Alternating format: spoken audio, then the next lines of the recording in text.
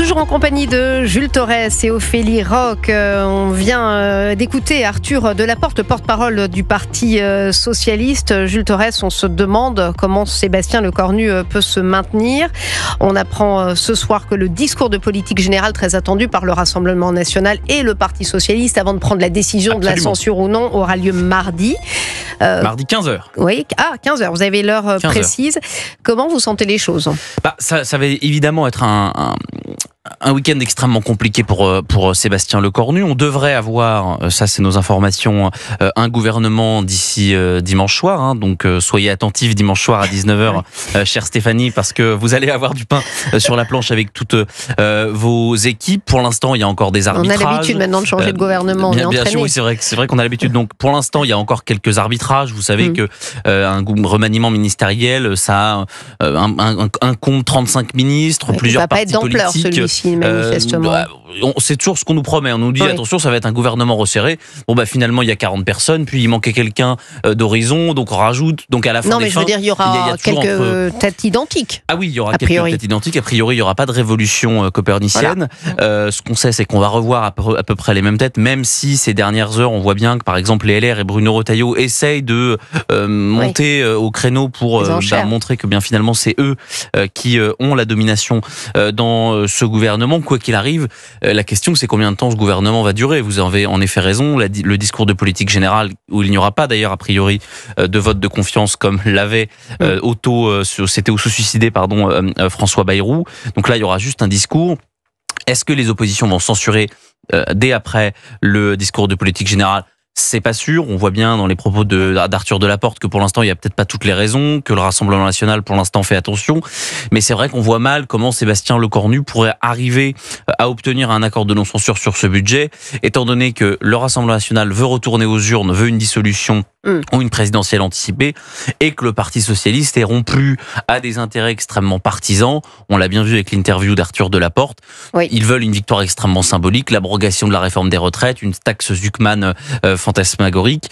Donc ça va être très difficile pour le Premier ministre. Et dans le même temps, Jules Torres, vous nous dites clairement, les têtes vont pas forcément changer. Alors j'imagine quand même qu'ils ont songé à changer la tête au ministère de l'économie à Bercy, puisque c'est le budget qui pêche. Mais enfin, peut-être que les Français se disent, mais on censure, c'est bien pour une raison. On n'a pas forcément envie de voir les mêmes. Donc c'est vrai que c'est quand même terrifiant ce côté hors sol. Je ne sais pas ce que vous en pensez, mais moi, de ma mémoire de jeune journaliste politique, je n'avais pas mémoire d'un remaniement où tout le monde s'en fiche autant. C'est-à-dire que quand je croise des amis à moi, des Français que je croise dans la rue, personne ne me parle de ce remaniement. On me parle de l'actualité, de ce qui peut heurter, de certaines agressions, de ce qui se passe au Moyen-Orient avec Donald Trump qui va possiblement arriver à un accord de paix avec le Hamas et Israël. Mais personne ne me parle de ce remaniement. J'ai l'impression que c'est le remaniement dont tout le monde se fiche en réalité. Ophélie Roch, il y a de la lassitude et de la défiance terrible. C'est un supplice sans fin. Ça me fait penser au Jardin des supplices écrit par Mirbeau. C'est-à-dire qu'on est dans le 50 nuances de torture qui n'en finissent plus, et je pense que les gens, en effet, commencent à décrocher. C'est-à-dire que à quoi ça sert ? En fait, c'est vain, puisqu'on peut faire autant de gouvernements possible, il n'y aura rien. Ça va toujours tomber. Alors moi, ce qui me chiffonne un peu, alors je vous écoute, mais il y a quand même des entreprises dont l'instabilité gouvernementale veut dire quelque chose. Ça veut dire de l'inertie, ça veut dire c'est jusqu'à 2027, à mon avis, ça c'est comme si vous imaginez de dire ça à certaines PME. Ah non, mais bien sûr, mais c'est un constat en fait. On n'est pas heureux de ça. On constate en fait. C'est en effet la situation dans laquelle on est, dans laquelle Emmanuel Macron nous a mise avec cette dissolution ratée de 2024. Elle a créé une situation d'instabilité politique chronique que l'on ne peut pas résorber. Moi, Sébastien Lecornu, c'était un bon ministre des Armées, c'est quelqu'un qui en effet est extrêmement malin, qui a une sorte d'art de la négociation, mais François Bayrou l'avait aussi, Michel Barnier aussi. Et d'ailleurs, il y a beaucoup de choses qui sont reprises du budget Barnier, la contribution sur les hauts revenus, etc. Donc tout ça pour ça. Ils ont juste une donnée qui est extrêmement compliquée à avoir, c'est qu'ils n'ont même pas 200 députés. Or, quand on a 577 députés, que la majorité absolue se situe à 289 et que vous êtes minoritaire avec à peine 200 députés, c'est extrêmement dur de faire valoir des choses. quand en plus vous avez des oppositions qui sont dans les starting blocks, c'est-à-dire que là on est déjà dans les élections municipales pour le Parti socialiste, on voit bien que s'ils veulent conserver des villes, ils sont obligés d'être encore un petit peu attachés à la France insoumise, notamment pour ne pas perdre des villes comme Nantes, comme Paris ou comme Marseille, que le Rassemblement national veut aller aux urnes quoi qu'il arrive d'ici les 18 prochains mois. Donc qu'est-ce que vous voulez que Sébastien Lecornu fasse, si ce n'est gagner du temps, et en attendant, donner des gages à droite à gauche. En attendant, il y a plein de lois qui ne sont pas votées, alors sauf pour certaines lois, qui ne sont pas forcément d'ailleurs la priorité pour les Français. Vous avez vu que les partisans de la loi sur l'aide à mourir ont peut-être l'intention de passer en force et de profiter de cette situation politique confuse. On est quand même très étonné de voir que le texte sur la fin de vie devrait être débattu le 20 octobre au Sénat pour un vote solennel le 28. Je vous propose d'écouter ce qu'en pense Jean Leonetti, auteur de la loi de 2016, la fameuse loi clé Leonetti sur la fin de vie. Une forme d'indécence et de provocation pour lui. Je comprends pas tant de précipitation, surtout dans un contexte dans lequel on est incapable de voter un budget et on serait capable de voter une loi sur l'aide à mourir. C'est pas en créant une instabilité supplémentaire par un texte dont on sait très bien qu'il peut fracturer la société qu'on va apporter l'apaisement nécessaire. C'est quand même curieux qu'on ait un gouvernement qui n'est pas capable aujourd'hui de gérer la vie quotidienne des Français et qui voudrait s'attaquer de manière rapide à la façon dont ils vont mourir. Oui, c'est une réaction de bon sens de Jean Leonetti. D'ailleurs, je regardais un sondage Odoxa pour Le Figaro qui indique que ce sujet, c'est 15e dans la liste des priorités des Français, très loin derrière le pouvoir d'achat, la protection sociale, la sécurité ou l'immigration. On peut donc s'interroger légitimement sur cette envie soudaine, Ophélie Roch, de passer au vote. Mais je pense que le chaos amène le chaos. C'est justement dans les moments où c'est justement où la machine est en train d'imploser que si vous voulez rajouter une loi qui détricote un petit peu davantage certains droits humains, il faut le faire maintenant. Dans un point de vue purement cynique, ils ont raison de le faire. Vous voyez ce que je veux dire ? Sujets qui ont besoin de débats calmes. Purement cynique, c'est-à-dire que vous avez tout intérêt à faire passer les lois qui sont les plus compliquées ou les plus problématiques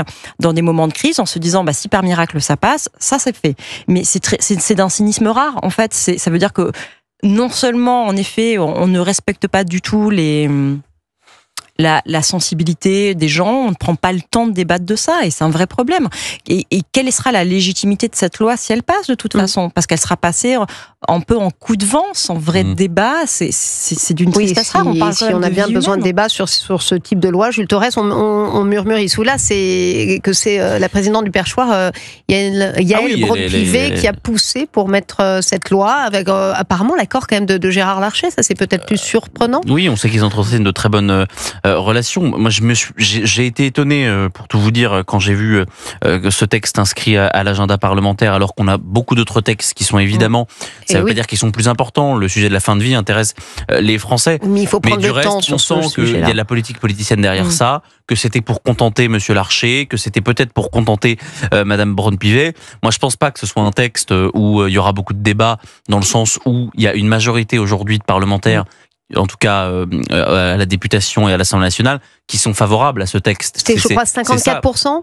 C'est ça ? Oui, mais il en reste quand même. Au rassemblement, je parle pas des Français, je parle bien des députés. Les députés sont plutôt largement majoritaires à vouloir voter, notamment le texte sur les soins palliatifs. Ça, évidemment, il a été voté à l'unanimité, mais le texte sur la fin de vie, que moi j'appelle le texte sur l'euthanasie, est soutenu à gauche. Il y a que quelques communistes qui vous disent que c'est un danger pour notre société, et même le Rassemblement national sur cette question-là est divisé. Donc, évidemment, le problème, c'est qu'il y a la loi des soins palliatifs et on craint quand même, s'il n'y a pas de budget sur la sécurité sociale, ça veut dire que ça passe à la trappe, les soins palliatifs. Donc il y a les budgets sont, comme on dirait en droit, il y a dol.